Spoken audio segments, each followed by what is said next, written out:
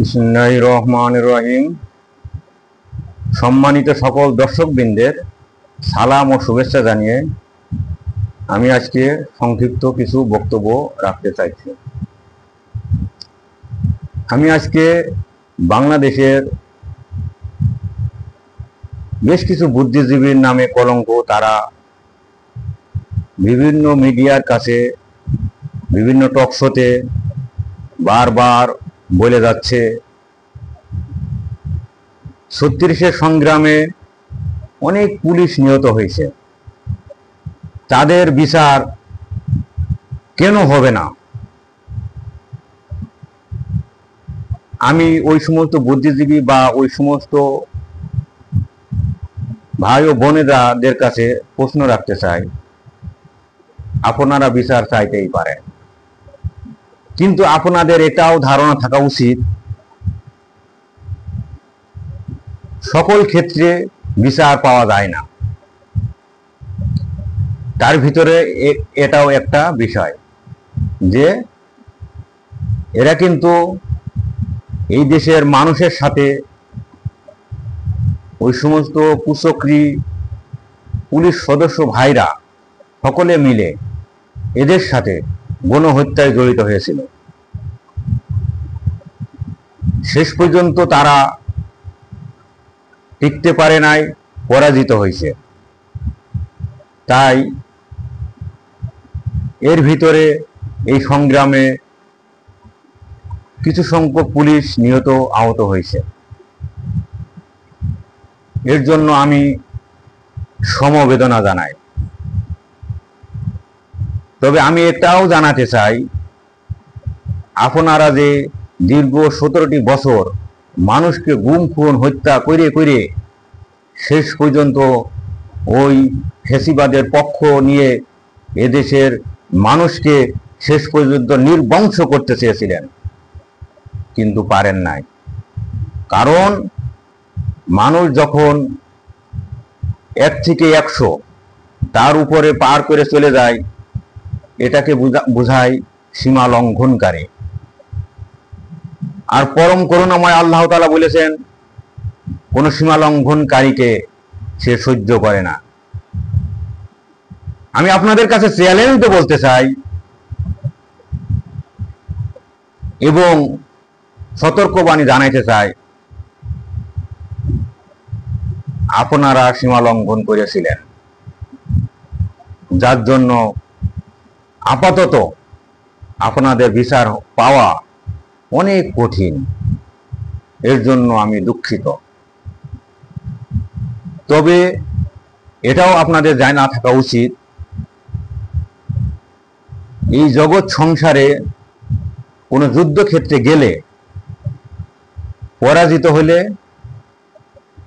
বিচার পাওয়া যায় না।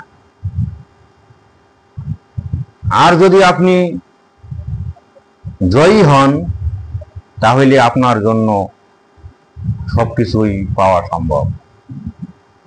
তাই আপনারা, বিশেষ করে পুলিশ ভাইরা, আপনাদের যাদের নিহত হয়েছেন, আহত হয়েছেন, আপনারা ধৈর্য ধারণ করেন।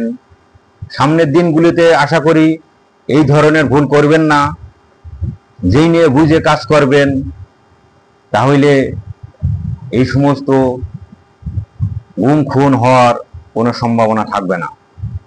যেমন এই সংগ্রামে কিন্তু বা আপনাদের সাথে আপনাদেরই ভাই সেনাবাহিনী ছিল, বিডিআর ছিল, র্যাব ছিল। র্যাব 2-1 নিহত হয়েছে, আহত হয়েছে। বিডিআর বা সেনাবাহিনী কয়জন নিহত আহত হয়েছে, আপনারা যদি আমার কমেন্ট বক্সে জানাইতেন, তাহলে আমি আবার নতুনভাবে আপনাদের সাথে বসতাম এবং দেশ জাতিকে জানাইতাম। আমার জানা মতে খুন হয়নি বলতেই চলে। তাই এর কারণ আছে। কারণটা হচ্ছে সেনাবাহিনী জানে, তাদের মাথায় ঘেলু আছে বলেই তারা এই সমস্ত শেখ হাসিনার উস্কানিমূলক কথা তারা গ্রহণ করে নাই। শেষ পর্যন্ত তাদের জীবন বাঁচছে, এদেশের মানুষের জীবন বাঁচছে, এ দেশ বাঁচছে, এ জাতি বাঁচছে। তাই আমি এই সমস্ত নির্বোধ বুদ্ধিজীবীদের কাছে প্রশ্ন রেখে বলতে চাই, আপনারা আগে ইতিহাস জানবেন, তারপরে সেই বিষয়ে কথা বলবেন। আর যদি না জানেন তাহলে দয়া করে চুপ থাকবেন। কারণ পৃথিবীতে কোনো পরাজিতরা বিচার পাইছে কোনো আদালতে, সেটা যদি আমাকে জানাইতেন, দেশ জাতি উপকৃত হইতো। আমি একটু জানার জন্য কৌতূহল আমার রয়েই গিয়েছে। তাই আপনাদের কাছে করজোর করে বলতে চাই, আপনারা আমাদের শত্রু নাই, ভুল করছেন, অন্যায় করছেন, এর জন্য কিন্তু প্রত্যেকেরই সাজা ভোগ করতে হয়। আমরা ভুল করেছিলাম। শেখ হাসিনাকে 1996 সালে কি বলেছিল? আমার একবারের জন্য ভোট ভিক্ষা দেন, দেখি আপনাদের জন্য কি করতে পারে। 2008 সালে যখন ক্ষমতায় আসলো, এ দেশ নাকি সোনায় সোহাগা করবে, এ দেশের মানুষকে শান্তিতে রাখার জন্য নাকি সে সবসময় সংগ্রাম করে যাচ্ছে এবং করবে। দুঃখজনক ব্যাপার হলো, শেখ হাসিনা ভারতের প্ররোচনায় এই দেশ জাতির কথা চিন্তা না করে ভারত সবকিছু করে দিবে, ভারত তাকে সহযোগিতা করবে, এখনো করে যাচ্ছে। কিন্তু মনে রাখা উচিত, আপনাকে যদি ওই দেশের নাগরিকরা যদি আপনাকে সেভ না করে, কোনো দেশের মানুষ কিন্তু সেভ করে আপনি ভালো থাকতে পারবেন না।